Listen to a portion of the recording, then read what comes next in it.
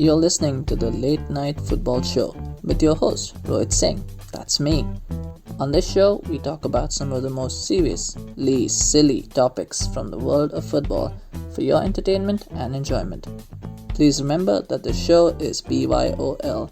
Bring your own laughs, since we don't have the budget for a studio audience. Happy listening. Hello everyone and welcome to Late Night Football. Since we did a very long Premier League preview series, we thought it's only fair to do one for the Spanish La Liga as well, which also begins this weekend. So here we are with the Saif and Jihan today to do a condensed La Liga preview for the 2020-21 season. So welcome guys to the show. Thanks for having us. Thanks for having us. Yes. I'm sure you guys are excited for the start of the season, although Barcelona, Real Madrid do not, and even Sevilla do not start playing this season. This weekend, they will take a bit of time to get started because of their involvement in the European competitions. But we'll still do it today. We're really going to try to focus only on the big three of Barcelona, Real Madrid, and Atletico because we couldn't find fans for the other clubs, so we have to stick with this for now. But before we get started, a quick reminder to everyone who's watching, please do like, share, and subscribe to this channel. If you're new, like and share the video. We've just hit 60 subscribers today, actually. So we want to keep that growing, and we want to get to 70 very soon as well. So please help us reach that landmark and subscribe to the channel. We appreciate your support. So with that said, let's get right into it. Let's start with the champions. Let's start with Real Madrid. Phenomenal effort to win the league last season. They did on the back of a really, very strong defense. But as we saw against Manchester City in the Champions League, even in some of the league games, their attack doesn't seem... Every time I watch them, it looks like their attack isn't cohesive enough. And we know Eden Hazard didn't have a good season. On paper, they have Renier, they have Vinicius Jr., they have Rodrigo, and even Asensio. And then, of course, it took a monster effort from Karim Benzema pretty much to get them over the line. So, Jihan, do you think that they need upgrades in attack at the moment? Do you think the attack is good enough for another league title?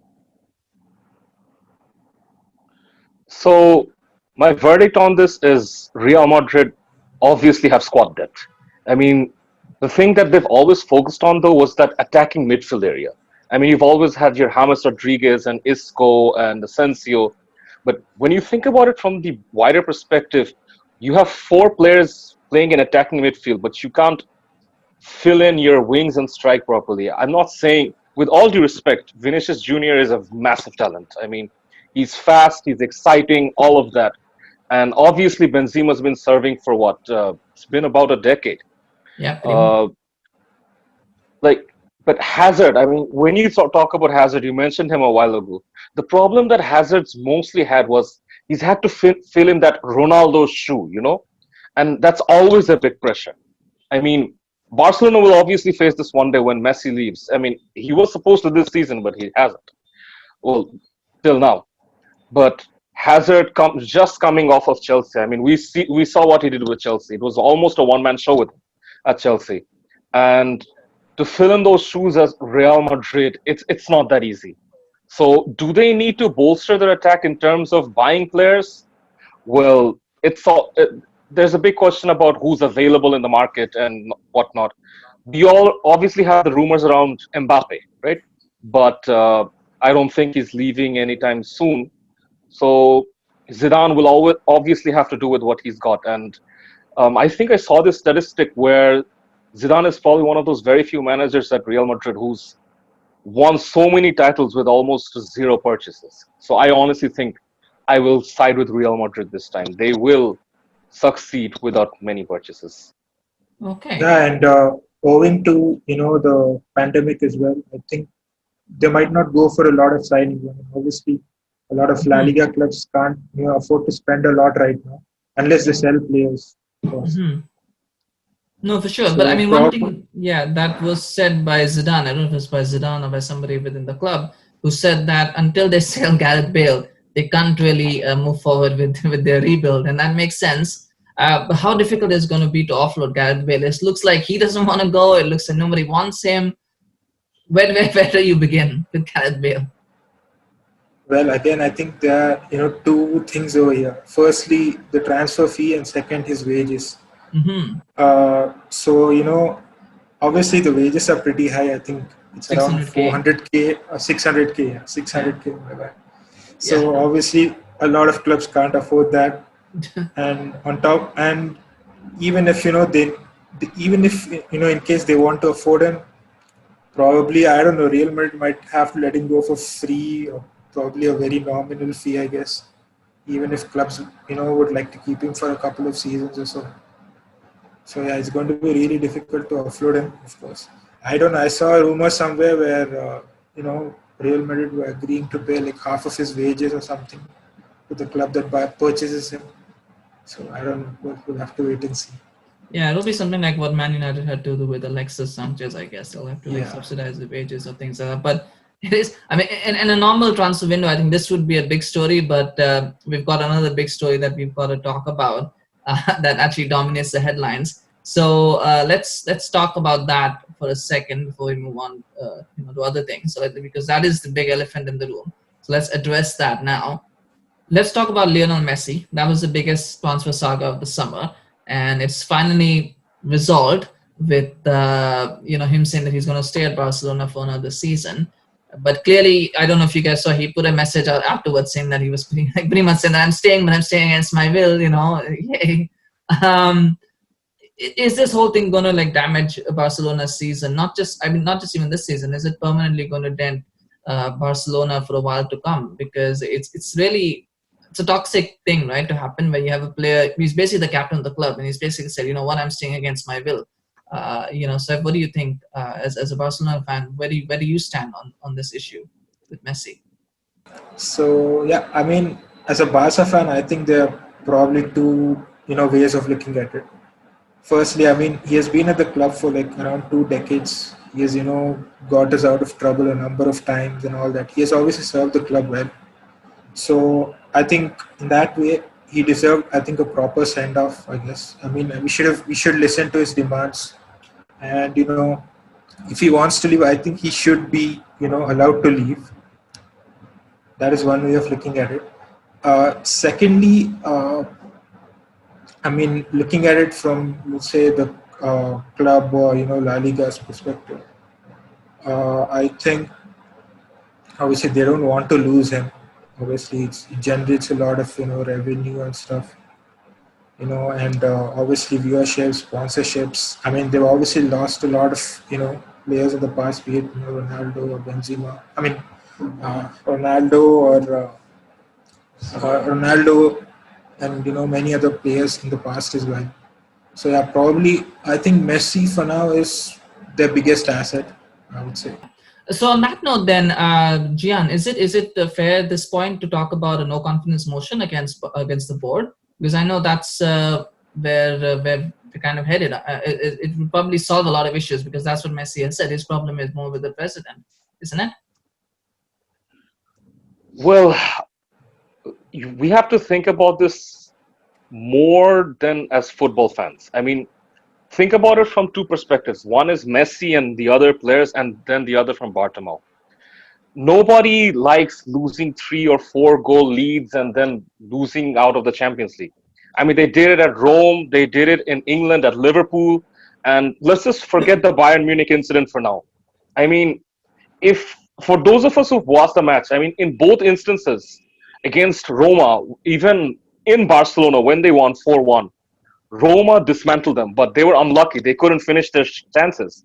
And when I was watching the Barca Liverpool match, I mean, yes, you're going to argue that Dembele, I think, missed a one-on-one in the end, and Messi scored 2 stellar goals. But Liverpool were going attack after attack, and I think the free kick was the third goal. So Messi's first goal was probably Barcelona's second goal, right? Uh, Yeah. Messi actually, Barcelona scored that against the run of play. Liverpool they actually had the upper hand. So people thinking that it was a game of two legs, I'm sorry. Barcelona, with all due respect, they did not exactly deserve to win 3-0 or 4-1 in either of the first legs. And in the second leg, they got what was coming to them. And that's what Messi has been trying to explain. That the team itself, I mean, if you look at the team, the names, You got Suarez, Griezmann, PK. I mean, just to quote Ferguson, he does not understand if PK is a striker or a defender. Um, you have such a great team, and why does this keep happening? And just in the words of Lionel Messi, it's just the mentality. I mean, for anybody who's working, for anybody who's just living life, if your mentor, if your boss can't spur you on, you don't really fight for them. And that's the problem with Barcelona right now. All they're trying to do is just trying to fill in certain holes, but not looking at a long term solution. I mean, just look at the thing that they did with Pjanic, right? Their problem is age right now. And what they do is they send out a young, talented midfielder, age 23, for a 33-year-old. I mean, where is the proper running over there? But the thing that I wanted to say about from Bartomeu's perspective, that yes, all of us are pointing the finger at Barca's board for not letting Messi go. I mean, at this point, maybe yes, he should go for a better career and all of that. But think about it from their point of view. As a manager of a club, as a director of a club, that was fantastic. I mean, Messi, with all due respect to Barcelona, is beyond an asset to the team right now. They say more than a club, but we have to admit it. To quote Mascherano, Messi is bigger than Barcelona right now. And they might pay Messi 100 million per year, including bonuses. But believe me when I tell you, his value to the team, just monetarily speaking, exceeds that. And when you think about football, I mean, how many times have we seen Messi bailing out Barcelona in the worst situations? If I can take you back to the 2012 Champions League, or was it 2011 against Real Madrid, when Messi scored that solo goal, dribbling past 5 Real Madrid defenders. 5. That was completely Messi. I mean, we've seen him do that time and time again. So, as much as you want to point the finger at Bartomeu, I think he was brilliant. Yes, inhuman, but brilliant when you think about Barcelona as a club. But if you want to move forward with the team, yes, there needs to be a structural change. And I think Koeman is the man to do that. The second he came in, he says that, Messi, you've lost your privileges at the club because now we need to focus as a team, not as a business that focuses on Messi anymore. So, Yeah, well, I mean, there's no doubt that whatever there were a lot of issues and behind the scenes with the pianist deal. They're trying to get Wijnaldum in now. There's a lot of instability backstage. But then that's part of the problem, isn't it? That's why we're talking. Is it necessary for the board to go away? The only reason they did the pianist deal was for some financial accounting purposes. They did that deal, right? I mean, Seth, you probably know more than me about that one. That's the whole reason they did it. And these kind of things will keep happening unless unless the members take a stand and say, you know what, we don't have any confidence in the board. That's kind of where we are. I know we don't want to make it too much Messi centric, but this is a question I posed in the Champions League review, so I'll ask you as well, as you guys as well. You talked about Messi's inhuman feats from about a decade ago now. Is Messi that same player today? Are tactics the same today where it allows Messi to flourish? He is human at the end of the day, even though we don't want to admit it. But I guess my question is this: is he still going to be motivated this season to help Barcelona? Is he still going to be giving his 100%? We know his 100% is beyond what normal 100% is. But is he going to be that critical X factor for Barcelona, knowing that in 4 months he probably will decide to leave the club? Yeah. So. Yeah, I mean, probably I think now that he's motivated to do well, I think he will try to give in his 100%. He did saying the I think he had a talk with Koeman just yesterday after the training session was done, and they both seem to be on good terms now. I mean, contrary to when they met the first time. So yeah, I think he is still going to give his 100%. Yeah, although probably I think Barca might Koeman might try to make Barca less dependent on Messi right now. I think that would be his aim for now. He would obviously try to get the best out of other players as well. He's talked about playing a lot of players in their right positions, like Griezmann, De Jong, for example. So yeah, probably at the end of this season, we might see Barca less dependent on Messi. Gian, you have something to add to that? Yeah, I mean, when it comes to tactics, I mean, the way Barca works, I don't want to go much into this. I mean, there are so many videos that explain their tactics, but your main question focused on what it was a decade ago. So, a decade ago, when we just saw the Pep Guardiola version of Tiki Taka, around 2009, 2010, the Xavi Iniesta team, basically. Yeah. That was the first time we were proper witness to it. The first time this generation saw it. I mean, it was a team that destroyed a Mourinho team 5-0. So obviously, it was new to us, and that is what Spain used for 6 years to dominate 2 Euros and one World Cup. Yeah. Messi, I would say, is the same thing. I mean, when Messi just started, he was dribbling past 6, 7 players, 5 players, and then making a pass that nobody would see. The thing is, he can keep doing that, but the world is so advanced right now. I mean, we have so much information. Mourinho is not the only tactical manager right now. So at one point, his brilliance gets caught, right? I mean, now people know what to do about it. Yeah. But the thing that Messi can still do is Messi being in that free role, whenever he's moving to the left, like when Mourinho explained the Inter Milan feat, at least 2 to 3 players are moving with him. In these kind of instances, I feel it is Griezmann or Suarez or Dembele's responsibility to make that run in and go on to that loose ball. You know, he's creating space that way. He doesn't need to always move with the ball. Something that Ronaldo did at Real Madrid. When he was marked all the time, he would move 2 players out of position. But Messi, he will start deep and he'll go towards players, which does not allow him to move the players. So if Koeman can adjust to that, I really feel that Barcelona will have a better chance because he's 33 years old. He has to change his game plan, and I'm confident Koeman will probably figure something out in that respect.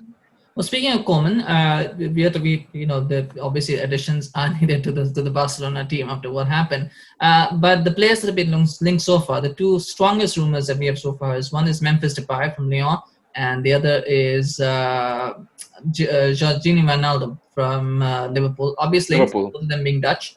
Seth, do you think they have the requisite quality? That are they the kind of players that Barcelona need at this point? Leaving aside the fact that maybe it's financially driven, but are those the kind of players that you think can take Barcelona forward now? Okay, I think coming to the squad now, I think probably at the moment I would say probably Barca as such don't need any players as strikers or in the midfield. The main place where they need to reinforce the squad is the defense. I mean, obviously it is pretty evident, and the Bayern match that our fullbacks and our centre backs are just not able to do it. And okay, I mean, even if you take that as, let's say, an exception, probably one bad match, but even if you look at the average performances of our centre backs this season, it's been pretty poor, I would say. I mean, Semedo hasn't been that consistent, and Jordi Alba is probably no longer in his 20s. Obviously. Mm-hmm. Okay, and when it comes to Depay and Wijnaldum, okay, probably let's talk about Depay first. If he comes in, probably, I mean, he might either play as a left winger or as a number 9 in most cases. So for as a striker. Mm-hmm. Now in the left wing, Barca already have Ansu Fati, young, growing player, but still 17 years old. Yep. And there's also Dembele who can play on the left wing as well. And as a number 9, you have. Whenever he's fit, whenever Dembele is fit, because yeah. I mean, he finds a new. Apply. Yeah. Yes. The players find new ways of scoring goals. Dembele finds new ways of getting injured. But anyway. Okay, I mean, let's hope this season is different at least. And for the number 9, I would say there's Griezmann, for example, now. I mean, who is waiting for his chance to get, to play in a central role. Mm-hmm. Yeah. So I think probably bringing in someone like Depay obviously is going to probably eat up into the minutes of these players, probably hamper the growth of someone like Ansu Fati, I guess. But again, I mean, if you look at it from a positive side, La Liga is basically allowing 5 subs this year, and having 5 subs, you would obviously need some depth in the squad. I mean, it obviously goes a long way in having a competitive edge over other teams. And okay, that is one thing. And about Genie Wijnaldum, again the same thing, I guess. Probably there's De Jong, who's going to be playing as a holding midfielder in a 4-2-3-1. Yeah. Probably Pjanic might be the other one, and there's Busquets and Alenia as backup as well. Yeah. Again, there's no need of a CDM at the moment. Again, it's the same. I would say the same issue again. Obviously, although yeah, like I said, if you have like 5 subs, this would obviously help a lot. Okay, so we lost Jihan for a second, but we have you back. Thanks, Sir, for that insight into what Barcelona are trying to do with Wijnaldum and Depay. But speaking about squad additions, I think we talked about Real Madrid a little bit, and I want to expand on this because it was kind of a similar situation to what happened in 2017 when Neymar left Barcelona, and we all thought straight easy run for Real Madrid to the title. Like they're probably going to win it in 2018, and then all of a sudden they pretty much imploded in some ways, and they only finished third, I think, that season. They didn't even finish second. It was very distant. And I think there was a hint of complacency. There was a hint of overconfidence, maybe in their own abilities, or in the rest of the league's lack of ability, maybe. So, Jihan, how important is it going to be for Real Madrid to avoid that this season? Because by all accounts, they are the favorites to win the title, just based on what's happening elsewhere. But how important is it going to be to guard against complacency? When you're talking about complacency, basically, if the main thing that I'll say is this: Real Madrid, the first team ever to not only defend the Champions League title but do it twice. They won it back to back to back. So, if there's anything I can say about Real Madrid is that they don't take their foot off the pedal. And even though their fans aren't there right now because of the pandemic and all of that, the supporters will never ever let you rest. I mean, we've seen Gareth Bale talking about it, that he found it amusing how fans boo you when you don't play well. So, regardless of what's happening in Barcelona, the fans won't let you take your foot off the pedal. Zidane, being an extremely good legend himself, he knows how to motivate his players. So, even though Toni Kroos would joke about how Bayern Munich made their league title look like nothing, they obviously know what Barcelona is capable of. And I don't think that taking their foot off the pedal is the main problem. Recently, they have not won many leagues. I mean, 3 titles out of the last 12? Barca won 8 and Atletico won 1. Yeah. But I think they're going to try and amend that record for now. Okay. Well, definitely hope that it's not a walk in the park for Barcelona just because Real Madrid decided to have a year off. But definitely that's something to keep an eye on. Let's take it out of the big two for a second and let's talk about another team. We'll talk about Atletico Madrid and we'll talk about Diego Simeone. Fantastic accomplishment in 2014 when they won the league title. Have won a Europa League since then as well. Is it now? But I mean, the last year or so, I think, is it now time? Is this a critical season for Simeone now, sir? Because it looks like teams are starting to catch on to what Atletico try to do. The whole get a goal and then try to defend for your life kind of thing. It's not bringing the best out of a few players as well. There's talk that Joao Felix is not happy that he's not being utilized to his full potential. You've got all this good young talent coming through. Is this a season where I think it's a make or break where Simeone has to adapt or basically leave Atletico? It's a make or break season, I would say. They've been following like the same tactics since probably the last 5 to 6 years. Mm-hmm. As you said, since they won the season, it's been almost the same tactics. Playing like physical football, being ultra defensive. For this season, I think they'll have to change the tactics a little bit because obviously, I think as far as in the attack, I think they need to score more goals. Mm-hmm. Because I think by looking at the stats there, number of goals has been reducing every season. The strikers up front are not, scoring enough. So yeah, I think he needs to probably transition this attack. I mean, transition this squad into a more attacking one for the next seasons. I mean, if they want to keep up, the top four race, because obviously Sevilla and Villarreal are basically kind of closing in now. Yeah. Jihan, I mean, on that note, he tried that a couple of seasons ago. He tried to be more attacking, when playing. And there was a time when he was playing Koke in central midfield, and there was a big deal about that. Is he capable of adapting his tactics, or is it just a case he's not comfortable? Because Saif is talking about goals. There are goals in the team. There are players who can score goals. You've got Diego Costa, you've got Morata, you've got Joao Felix. So there are goals in the team. Is it a matter of just the manager not being able to set them up in a way that brings out the best in the attackers? Well, with due respect to everything Simeone has done, I mean, 2 Champions League finals, 1 league title, 1 Europa League title, competing with the best 2, Real and Barca. Just Uh, once, as soon as you say due respect, I know something bad is going to be said. So, no, well, obviously no slander, but I mean, look at the players in the team.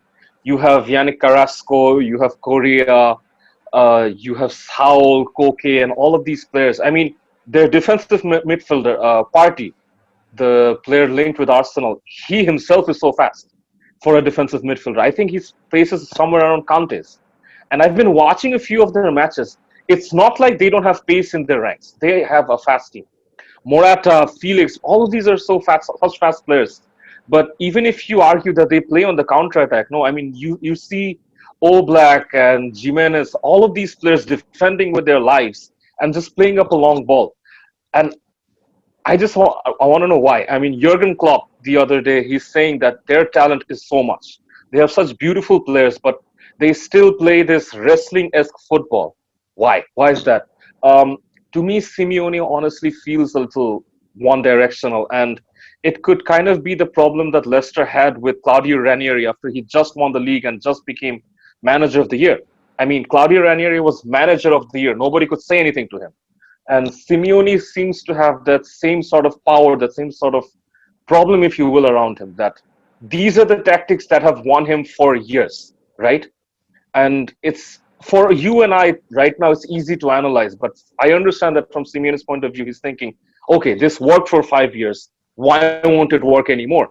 I can just play on the counter and go hoof the ball up forward. But the thing is, like we've discussed with Barcelona a while ago, teams are starting to understand that. Yes, you won at Anfield, but let's be honest, Liverpool were so focused on the Premier League, they probably lost focus on everything else. So I don't know. I think spoken like a true Simeone Liverpool really. fan. Spoken like a true Liverpool fan. Yes. Well, I'm kidding. I'm kidding. No, I hope Liverpool fans don't crucify me for that. Yeah. No, But yeah, yeah. Simeone does need to make the most out of his team. I mean, you have such creative players. I hope Simeone does adopt to more attacking team. Maybe it might fail though because of their high press. They probably can't play that Barcelona or Real Madrid type fluid football. But he can't keep doing this for many years. I don't think this is going to last long. Yeah, well, to be fair, if Atletico were playing in the Premier League, for example, they would probably be top four every season. They actually have a pretty decent team. Easily. And they beat Liverpool, who were pretty much the best team in the league, and then Man City beat Real Madrid, and they were not better than Liverpool. So they definitely have the talent. The talent is there. The ability is there. It's just a matter of getting it all together. Maybe a little bit more brave and a little bit more adventure is needed from Simeone for next season. But let's see. Maybe this might, if he fails, maybe Inter Milan might be calling because Antonio Conte will probably want to move on as he normally does. But we shall see how that goes. Yeah, never know what goes on in the world of football. But final question, I think, on this here, we talked about all of these, different things. Now, 10 years ago, Real Madrid, La Liga felt like the home of the best footballers, right? You had all these amazing footballers. You had Ronaldo, Messi, but then you also had Gareth Bale, James Rodriguez. You had Xavi, Iniesta, Piqué, Ramos, everybody.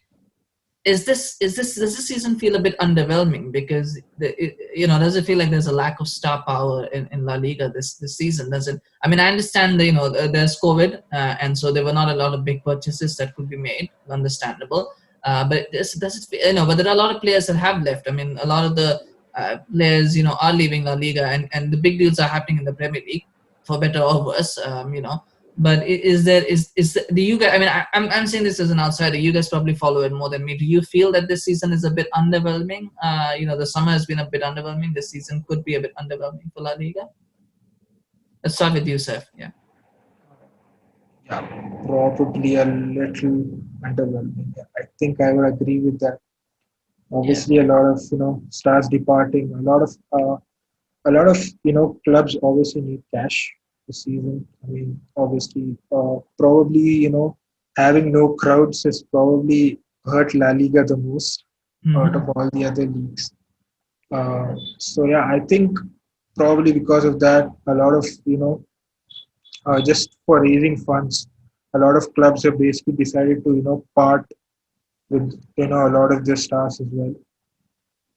So yeah, I mean whether it's going to be underwhelming or not, I mean we'll have to wait for the answer after the season starts. But yeah, I mean I would say probably it is to be a little underwhelming. Yeah. Jihan? Well, the best way to answer that question is 5 years, up till 5 years ago, the night before El Clasico, everything was cancelled. I have an exam tomorrow. Sorry, I have a date tomorrow. Everything cancelled. That's nothing. I mean, I think there was this one Audi ad that completely depicted this perfectly. That you could be doing anything in the world during El Clasico, but you'd be doing it alone because everybody will be watching El Clasico. It was Ronaldo versus Messi, PK versus Ramos, Valdez versus Casillas, everything. But I don't know. I mean, recent El Clasicos, they haven't had that fire, that vigor. And honestly speaking, I don't think that's going to improve. If anything, that's going to worsen soon. And that is the perfect way to answer this. Yes, from an entertainment perspective or from a 2-horse, 3-horse race perspective, I do feel that La Liga has kind of lost its elegance, if you will. I mean, in the last FIFPro 11, I think they'd had, 2 players, right? Whereas I remember not too long ago, the entire team, the entire FIFA World 11 was from Spain. That's a drastic change. I don't know if Ronaldo leaving has had to do much with it, but it's been even before that, I think. Yeah. Yeah. I mean, it's been going on for a while. It's a long time coming. Maybe that has something to do with Ronaldo's leaving. I don't know, but La Liga is not. I think it has to do with the whole 2-horse race, right? I mean, the talent starts getting upgraded. Other players are leaving, and then the talent pool starts to get diminished slowly. But stranger things happen. We don't know. Maybe the young stars will step up. Maybe Rodrigo, Vinicius might step up. We might find something. There's always a silver lining in every cloud, and you find things you don't realize. So maybe this might be the season for the young ones to step up. And we'll all be pleasantly surprised. So definitely, now let's do a quick predictions, which is everybody's favorite thing to do. We're not going to go very deep here, so I'm going to ask 2 questions since I know we are a bit short on time. We said we'd keep this short. Title winners. Who do you think is going to win the title? Let's start with you, Jihan. Who do you think is going to win the title? Real Madrid. Madrid, yeah. Okay. Real Madrid. Yeah. Okay. How many points? By how many points? I think they will have 2 games in hand. 7 points. 7 points. Okay. Yeah. Seth, who do you think? With your mind, not your heart. I'm kidding. I mean, I saw like we're going to pick this video out in the future and show it to you. But that's what people do nowadays, right? So they pick it out and they. Well, as a Barca fan, I mean, I hate to agree with Sihan, but yeah, I would say Real Madrid are definitely favorites, no doubt. But I would say probably it's going to be a lot closer, though. Probably it would go to the last match day. Okay, that's nice. That's wonderful. I picked Atletico last year, so I'm the sentiments. That's me, right? Like I they put like 8 or 7 or 8 past Real Madrid in preseason. and I thought like last year, and I thought, you know what, they might have a chance. They're a pretty decent team. Barcelona not that good. Madrid don't seem to be that good, but you know they blew it. So you know, anyway, yeah, that's the way I looked at it last year. Player to watch this season. Who do you think is going to be the player that you're most excited to see? That doesn't have to be from your club, but the player that you're interested in seeing this season.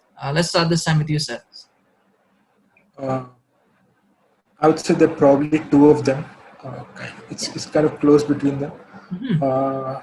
Obviously, as a Barca fan, I mean, from a past, I would obviously love to see Ansu Fati this season. Probably getting a more prominent role, you know, improving and stuff. And I would say, Odegaard is another one. He was on loan at Real Sociedad last year, and he's coming to Real Madrid this season. I would really want to see how he does because, I mean, at Real Sociedad, he was really good. I mean, loads of assists, loads of goals, a couple of stunners as well. I would like to see how it fit into the Real Madrid team. They did buy him for a really hefty price back then. For a 16 see how he does. Yeah. Not that much, but yeah. No, yes, for sure. Yeah. I mean, it's been a while now, isn't it? Like 5 years, I think it's something. Now. So hopefully this season he will finally show everyone what the fuss is about. Norway are building a good team, though, by the way. Like I was watching, they've got quite a few decent players now. Norway, actually. But nonetheless, Jihan, which player are you excited to watch this season? Or are you looking forward to watch? Well, obviously the two players he's mentioned, but a player that I really, really want to focus on is Benjamin Mendy. I'm sorry if I got his name wrong. Mendy. Sorry? Mendy. Sorry. Mendy. My bad. Mendy. Mendy, yeah. Because we keep talking about the strikers, the wingers a lot, but for anyone that's remembered Marcelo's role in Real Madrid, Mendy seems to really be pulling on that shirt. And I'm very, very excited to see if he can actually do that. I mean, if he can actually bring in those crosses that Marcelo flair, well, then the attacking problem that we've talked about with Real Madrid, that won't be a problem. But obviously, Odegaard, Ansu Fati, and Kubo.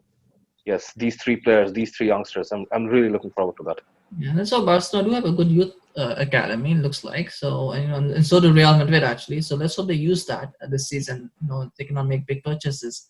Maybe try and see and build some stars because that's kind of the best part of football, according to me, anyway. Like being able to find and build new stars. But nonetheless, all right. Thank you so much, guys, for taking the time to talk to us today on this channel. I really, really appreciate it. And sorry we had a few interruptions in between, but I think we pulled it off quite smoothly. Thank you so much for taking the time today, and we'll hope to have you back again soon.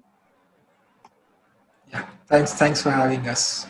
Yeah. Until next time. I had a really good time. Thanks for having us. Yes, I hope you had fun. It was very fun for me. Guys, if you're watching this show and you liked it, please do give us a like and share this video if you enjoyed listening to Seth and Jihan. Also, don't forget to subscribe to the channel. We just hit 60 subscribers, so help us now grow and get to 70. I know we just keep modest goals for ourselves. But thank you so much and have a good night and or day, depending on what time you're watching this. And we'll see you again soon. Take care. Bye-bye. Hey everyone, thank you so much for listening to that episode of Late Night Football.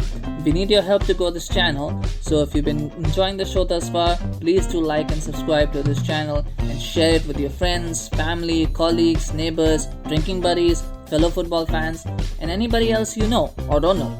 We'd really appreciate it. Please also follow us on Twitter and Facebook via the links in the description below and spread the word about us. Take care.